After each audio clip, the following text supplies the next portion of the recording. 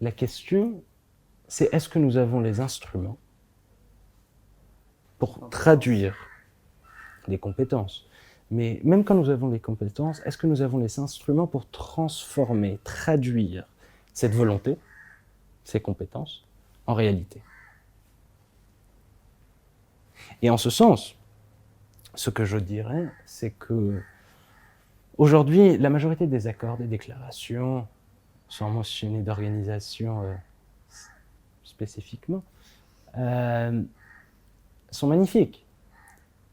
Sauf que nous avons des systèmes éducatifs qui, pour la majorité, sont centralisés, qui ont déjà alloué leurs ressources financières, leurs ressources techniques et leurs ressources humaines à des projets qui existent, au système éducatif qui existe. Nous ne sommes pas en train de construire des systèmes éducatifs de la nada, de rien.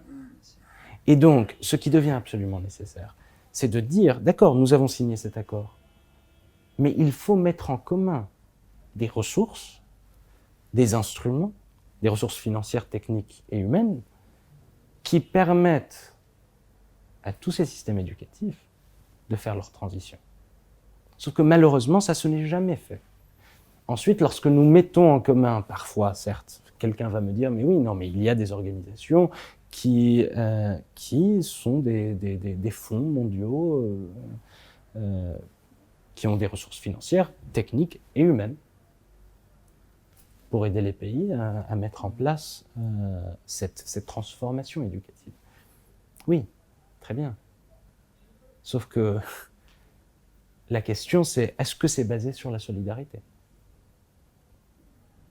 Ou est-ce que c'est basé sur des préconditions qui ne sont jamais adaptées au contexte national ou local?